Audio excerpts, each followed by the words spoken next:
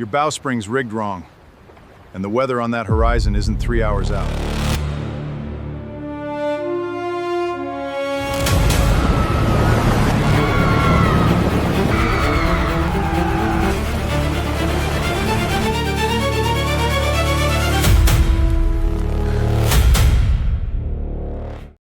Put down the wrench. Get off my dock before the cameras see you. The voice cut the whole length of the marina. Clean, cold, 200 people in white linen turned to watch. The man at the flagship slip did not turn around.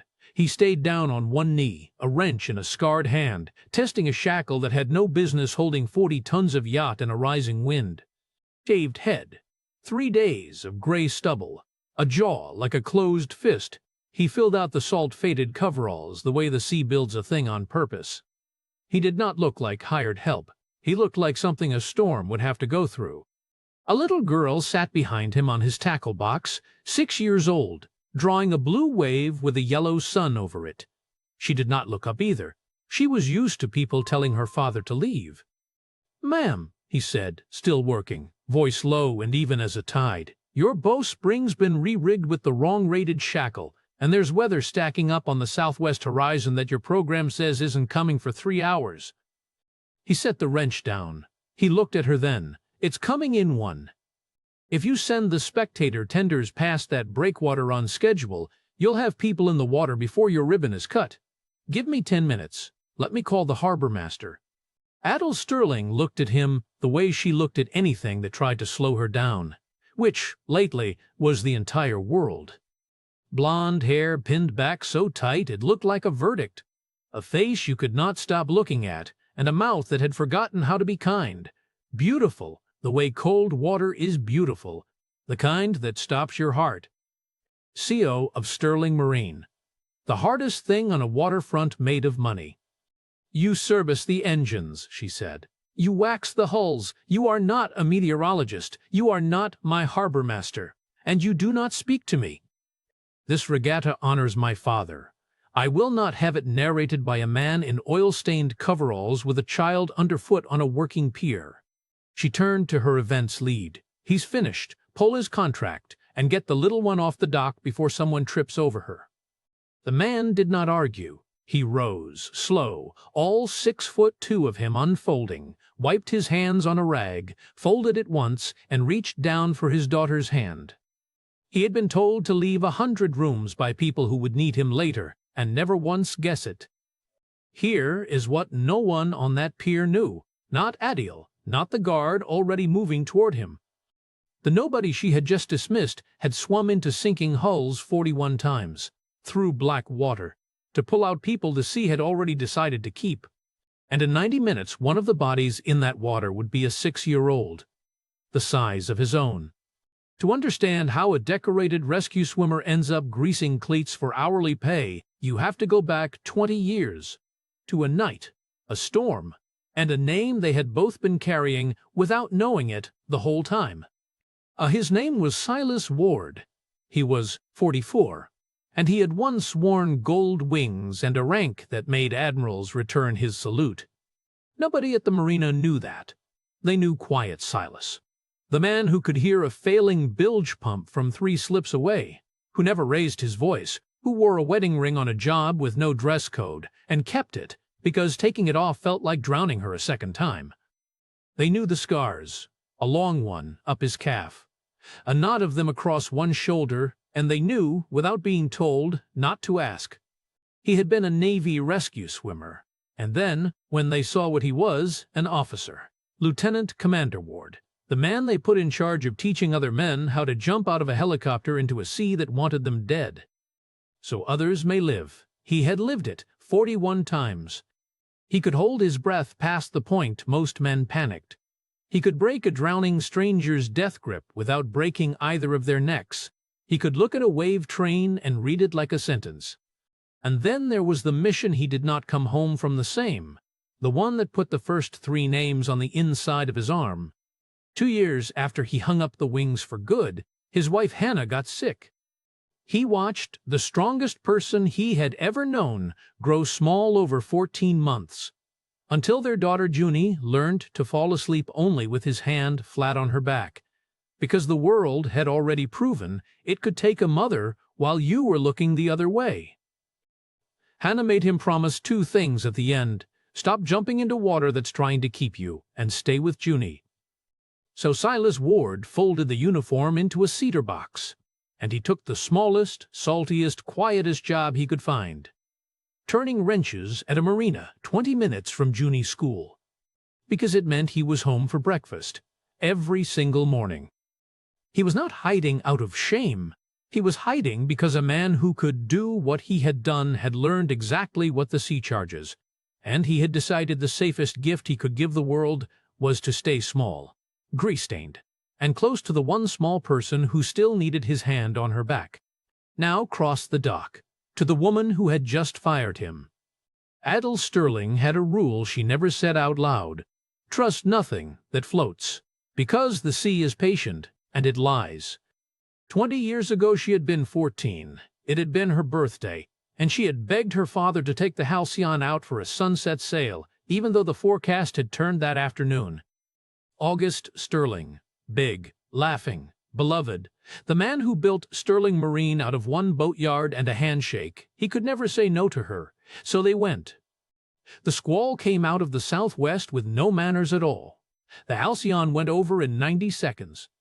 She remembered cold and dark, and her father's hands shoving her up toward the light. And then a stranger's arm across her chest, a voice in her ear: I've got you, don't fight me. And then the deck of a rescue boat. Blankets, searchlights sweeping empty water. They did not recover her father's body until morning. And the story the industry told, in the quiet way an industry protects itself, was that August Sterling had been a showman, a man who took an underpowered pleasure yacht into weather he'd been warned about, on a whim, for his daughter's birthday. Reckless, a cautionary tale told at yacht clubs. And underneath that story, where no one could see it, a 14-year-old built a second one, worse, all her own. I asked him, I put him in that water, I killed my father with a birthday wish. So she did the only thing a girl can do with grief that size. She armored it. She took the boatyard her father left. She grew it into an empire. She became flawless and feared and cold, and she made safety her religion. Protocols, redundancies, contracts, control. Because if she could control everything, then no boat she owned would ever go over again, and no child would ever be handed up out of the dark to a stranger while her father stayed down. She never learned the stranger's name. In her memory, he was only an arm and a voice and 2 words: I've got you. And when a scarred mechanic put his hand on her flagship today and told her the weather was coming early, every alarm she owned went off at once. Because for 20 years, the sea had been the only thing that ever told her the truth. And this stranger had just spoken in its voice. They did not walk him off the pier right away, because canceling a contract needs a signature, and because a 6-year-old had a question. Junie had drifted 2 steps toward the big white yacht, staring up at it, then back at her father, where he'd rolled his sleeve to the elbow. His collar had fallen open too. Your names are showing, Daddy, she said. Silas tugged the collar closed out of habit, but not before a young dock steward caught a glimpse and went very still. Over Silas's heart was a tattoo, a swimmer's fin crossed with a lifeline, 1 word beneath it, Guardian, and under that, inked in a neat column, 4 names. 3 had a small anchor beside them, the 4th did not. Say them again, Junie said, the way she asked for a bedtime story. Not here, Junebug. You said you keep them, so they're never by themselves. He crouched to her level, because he could never refuse that particular sentence. He ran a thumb once down the column of names. That's right, he said quietly. Swimmers have a rule, baby. You get everybody up you can, and the ones the water keeps, you carry their names, so that even down there, nobody goes under alone, Junie finished, solemn, 6 years old and certain of it. Nobody goes under alone, he said, and he closed his collar over the 4th name, the one with no anchor beside it, because that person had not drowned. She had just been 14, and she had grown up into a woman who signed his paychecks and did not know his face. Across the water, a horn sounded. On the reviewing platform, Adele took her place beneath a banner with her father's face on it. And past the breakwater, the first spectator tenders motored out on schedule, full of guests, full of photographers, and on the nearest one, a schoolteacher and 8 children from the sailing charity the whole regatta was meant to fund. And on the southwest horizon, exactly as the mechanic had said, the sky turned the color of an old bruise. Up on the platform, a man named Roland Kessler put a warm, dry hand on Adele's shoulder and told her to smile for the cameras. Kessler was the board chairman, silver-haired, expensively calm, the man who had guided the company through the hard year after August drowned, which meant he was the man who had decided, 20 years ago, exactly how the story of the Halcyon would be told. He had no idea the cold young woman beside him had spent 3 years quietly pulling old files. He thought he had raised a useful figurehead. He had no idea she had been hunting him the whole time. "Big day," Kessler said. "Let the tenders make their pass. Let the press get the shot. Then we cut the ribbon. No need to fuss about a little wind. The Sterling name is about confidence." Adele said nothing. She was watching the bruise on the horizon and hearing a mechanic's flat, certain voice. "It's coming in 1 hour, not 3. In 20 years of men in good suits telling her the weather was fine, that grease-stained stranger was the first person who had told her it wasn't, like he had seen it.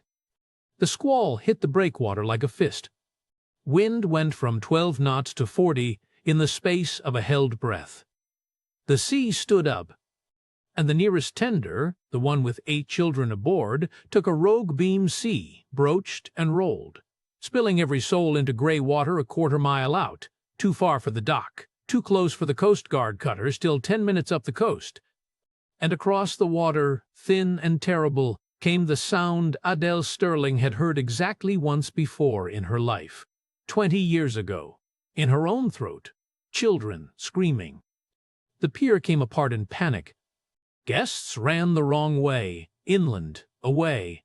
The event's crew froze. Roland Kessler's first instinct, God help him, was to shout for someone to turn the cameras toward the ribbon and away from the water. And Adele Sterling stood at the rail with her hands white on the steel. 14 years old again, inside, watching the sea take people she could not reach. Because there is nothing a woman on a platform can do about a boat that's already over. Except one man was already moving toward it. Silas Ward had shoved Junie into the arms of the dock steward. "Do not move, do not follow. Daddy is coming back. That is a promise." The instant the tender broached, because his body knew that sound before his mind did. And now he was tearing off the coveralls as he ran the length of the pier, scars catching the stormlight, boots kicked off mid-stride, and without slowing, without one heartbeat of hesitation, he went off the end of the dock in a flat racing dive into water cold enough to stop an ordinary heart. He did not swim like a man. He swam like something that belonged out there. Head down, long, driving through a chop that shoved everyone else back toward shore. He did not aim for the nearest head. He aimed for the pattern, the way the current was already fanning the smallest bodies apart. He had done this exact swim 41 times. His arms remembered the arithmetic, even as the cold tried to talk him out of it. He reached the teacher first, treading, wild-eyed. "Hold this," he said, jamming a cushion at her chest. "Kick for the orange buoy. Do not stop." And then he was gone, under, into the gray. Up on the platform, Adele Sterling stopped breathing, because the Marina mechanic she had fired 90 minutes ago had just disappeared into the exact water that had taken her father. Head first, on purpose. And the crowd around her had gone from screaming to that specific, drowning silence of people watching someone do the impossible. He came up with the first child under his arm. A boy, maybe 8, limp. He rolled onto his own back, cupped the small face clear of the chop, and finned toward the buoy with a kick that never seemed to hurry and never seemed to stop. He handed the boy up to a launch crew that had finally found its nerve. Then he went back. He came up with 2 more, one under each arm, a technique that has a name. In schools he used to run. He went back. He came up with a fourth, coughing her back to breath with his own mouth as he swam. He went back. Surface and dive. Surface and dive. Until Adele found herself gripping the rail and saying it out loud to no one. Come on, come up, come up, come up. The same 3 words, she realized, distantly, that she had screamed at black water when she was 14. The 7th time he went down, he stayed down so long that even the launch crew went silent. Somewhere under the overturned hull, a child had gotten trapped in the swamped cabin. The last one. The one the sea had picked. He came up inside the air pocket beneath the hull. He took the child. He found the way out he had already mapped going in, and he brought her up into the light on the far side. And she was breathing. 8 children had gone into the water. 8 children came out. When the launch finally hauled Silas Ward over the gunwale, he lay in the bilge, heaving salt out of his lungs. And a small voice carried across the water from the pier. Fierce and absolute. That's my daddy. Nobody goes under alone. That's the rule. Nobody was laughing at the Marina mechanic now. They brought him back to the dock on the launch, and Adele Sterling came down off her platform the way you come down off a cliff, pushing through medics and guests until she reached the wet, shaking man sitting on the boards with a blanket he had not asked for around his shoulders. She crouched. She did not know why her hands were shaking harder now than they had during the storm. "You swam into the hull," she said. "Nobody swims into a swamped hull. I have spent my entire life around the water, and I have never seen a living person choose to go under an overturned boat. Who taught you to—" And then the blanket slipped from his shoulder, and his collar hung open, and she saw the tattoo over his heart. A fin crossed with a lifeline, the word Guardian, and beneath it 4 names in a neat column, 3 with anchors, and 1 without. She knew the 4th name had no anchor because she read it last. The 3rd name up the column was her father's, August Sterling. Adele's whole world tilted on its axis and slid into deep water. "That's my father's name," she whispered. "Why is my father's name?" And then the older thing surfaced, the thing under 20 years of armor, and her voice came out as a child's. "I've got you. You said," a voice said, "I've got you. Don't fight me. That was you, on the Halcyon. You're the swimmer. You're the one who—" "Pulled you out?" Silas said gently, salt water and something else running down his scarred face. "You were 14. You had a charm bracelet with a little sailboat on it. You wouldn't let go of it the whole way to the boat. I've thought about that bracelet for 20 years. He looked down at the name inked over his own heart. "And I've carried your father's name for 20 years too, because I got you to the surface, and then I went back down for him." His voice broke, "And I reached him 30 seconds too late." Roland Kessler arrived with a publicist and a face arranged into concern, and he made the single greatest mistake of his career. This man is an uninsured contractor who entered the water against every liability protocol we have," he announced, loud, for the cameras that were absolutely still rolling. "Mrs. Sterling, step back. We don't know anything about him. Let the professionals." "He just brought 8 children out of the sea that killed my father, Roland," Adele said, without standing, without looking away from Silas. "Be quiet." And Silas Ward, shaking, wrung out, reached into a waterproof pouch on his belt, the one a rescue swimmer never takes off, not even to fix a cleat, and he drew out a small, heavy, salt-blackened coin. Guardian on one face, a date, 20 years old, on the other. "There's something you have to hear," he said, "and you have to hear it in front of these cameras, because it should have been said out loud 20 years ago, and a man in a good suit made sure it wasn't." He held her eyes. "Your father did not drown because he was reckless. When the Halcyon went over, August Sterling got you, and 2 crew, up to me first, and then he went back down, into the cabin, because a deckhand named Marco was pinned under a collapsed berth. He freed him. Marco lived. That's why your father ran out of air. He didn't die showing off for a birthday, Adele. He died the exact way I just tried to. He went back for the one the water was keeping." Adele made a sound that had been 20 years in her chest. "I filed all of it," Silas went on. "Every rescuer files. My statement said August Sterling died conducting a rescue in the flooded cabin. A hero, by any definition the service has. But when the report went to the company for the family's records, it came back to the public as owner error. Adverse weather, inexperience. Somebody rewrote the sea into a story that protected a brand instead of a man. He turned the coin in his scarred fingers. I could never figure out who. I was a swimmer, not a lawyer, but I kept the coin, and I kept the date, and I kept the name. Because I swore no man I pulled for goes under alone, and letting the world call him a fool felt like leaving him down there. Adele Sterling stood, slowly, and she turned to Roland Kessler, and 20 years of ice cracked into something molten. You told me he was reckless, she said. You let me believe, you let a 14-year-old believe, that she had talked her father into the storm that drowned him. You let me carry that, so the Sterling name would read tragic accident, instead of our founder died a hero, and then we slandered him. You rewrote my father into a cautionary tale to protect a logo. Adele, Kessler started, you were a child. It was a difficult... I have the original filing, she said. I've had it for a year. I just never had the witness. She looked at Silas. He just walked out of the sea and handed him to me. Kessler lunged for the coin, one last panicked grab, as if the metal were the truth and the truth could be taken. He never reached it. Silas Ward's scarred hand closed around the chairman's wrist like a mooring line going tight. And the most powerful man on the pier was suddenly on his knees, on the wet boards, beside the man he had called hired help. Held there without visible effort by a swimmer who had just spent his whole strength on 8 children and had exactly nothing left to fear from a man in a suit. Nobody, Silas said quietly, goes under alone. Not the kids today, not her father, not anymore. The reckoning that followed did not take long. Because it is very hard to argue with an original rescue filing.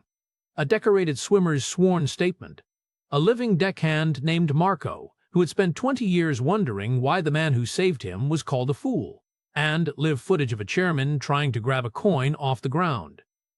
But the thing that mattered most to Adele Sterling happened 3 weeks later, in a maritime museum with tall windows, when a new plaque was unveiled beneath her father's portrait. The old caption, the one about weather and inexperience, was gone. The new one told the truth. August Sterling died conducting a rescue in the flooded cabin of the Halcyon, having first delivered his daughter and 2 crew to safety. He went back for the last man aboard. The last man survived. Adele did not cry in the museum. She waited until she was in her car, in the lot alone. And then she came apart for 20 years, all at once. Not the grief of losing him, she'd had that every day, but the grief of finally setting down the thing she'd carried instead. I killed him. I asked him to go. Gone. Replaced with the truth. She had not killed her father. Her father had died the bravest death a sea allows, and a boardroom had stolen even that from both of them. And then she drove to a small house, 20 minutes from a marina. And she knocked on the door of the man who had handed her father back to her. And when Silas Ward opened it, a dish towel over one shoulder, a 6-year-old peering around his hip, Adele Sterling, CO, Ice Queen, the most controlled woman on the waterfront, did not have a single prepared word. You let them call him a fool, she finally said, and you let me sign your paychecks, and you never said a word. For a year you fetched my cleats and said nothing. Why? Because the last time I told you the weather was coming, you fired me, he said. The ghost of a smile. And then, gentler, and because carrying his name was mine to do quietly, I didn't know the girl with the sailboat bracelet had grown up into the woman who owned the dock. He shook his head. When I put it together, you'd built a whole fortress out of thinking it was your fault. I didn't know how to knock on that door, so I waited for the sea to open it. It always does. Junie decided she liked the blonde lady. Mostly because the blonde lady knew, without being told, that you say all 4 names. And you say August Sterling's a little slower than the rest. Here is the lesson, and it deserves to be said without decoration. We are taught that power keeps us safe. The title, the empire, the protocols, the authority to fire the small people who work our docks. Adele Sterling had all of it, more control than almost anyone alive. And it did not pull one child from the water, and it did not, for 20 years, tell her the truth about her own father. What did both was a man everyone had decided was nothing. A scarred handyman, greasing cleats for hourly pay, who had once been strong in one of the rarest ways a human being can be, and had walked away from all of it to make breakfast for a little girl. The strongest person on that pier was not the woman on the platform giving orders. It was the man who went off the end of the dock into the thing everyone else fled, and then asked for no credit at all. And the laziest cruelty we practice is looking at the quiet person cleaning up after us and deciding they have nothing left to give, right up until the moment they are the only one who does. Adele had spent 20 years believing she had sent her father under. It took a second storm, and a witness who had carried the proof over his heart like a wound that would not close, to teach her the truth she had needed the whole time. She never sent anyone under. Her father chose the water for someone else's child, the way the swimmer just had, the way the best people always do. Nobody goes under alone. A sterling marine did not stay the same company, and good riddance to what it had been. The foundation Adele built out of the wreckage carried a name she insisted on: the August Sterling Guardian Fund. It put rescue swimmers and safety boats on the water at every regatta the company would ever touch, free for anyone. On the wall of its first boathouse hung a coin behind glass, Guardian on one face, a 20-year-old date on the other. Silas did not take the settlement Adele's lawyers pushed at him, either. He took a daytime job running water safety training for the fund, with one rule in writing: home for breakfast, every morning, no exceptions. He knew, better than anyone, what it costs the small people who wait on the dock when a man keeps swimming into the dark. He was done making Junie wait for anything. But on a Sunday in early summer, on a quiet beach, where the tide was low and gentle and the moon was already a pale coin in the daytime sky, Adele Sterling stood beside a scarred man at the water's edge. Not in front of him, not behind him, beside him, and for a long while neither of them said anything at all. "You still carry them?" she finally asked. "The names?" Silas turned his forearm, then touched the tattoo over his heart. "Every day," he said, "but your father's lighter now. For 20 years I carried him like a man who reached someone too late." He looked at her. "Now I carry him like a man who finally got to tell his daughter how her father actually died." Down the sand, Junie shrieked with laughter, running at the edge of the foam with her arms out, a drawing of a blue wave and the yellow sun clutched in one fist. "Watch me! Nobody gets left in the water! Nobody goes under alone!" "Copy that, Junebug," Silas called, and his voice caught. "Nobody goes under alone." And Adele Sterling, who had spent 20 years believing she'd drowned her own father, and been handed back the truth by a man everyone else had thrown off her dock, stood beside the quiet giant in the ordinary tide, 4 names over his heart, a little girl in the foam, and she let herself, for the first time in her life, simply belong somewhere the sea could not take from her. If you believe the strongest person on the water is almost never the loudest, that real courage swims toward the dark and then asks for none of the credit, type the words, "Nobody goes under alone," in the comments. If his rule, "you carry the ones the water keeps," landed somewhere in your chest, hit the like button so more people hear it. And subscribe, because the next story is about a building superintendent everyone treated like a mop for hire at a billionaire developer's grand opening. Until the ground shook, a tower came down, and the only man who knew how to bring people out of the rubble alive was the one they'd made take the freight elevator.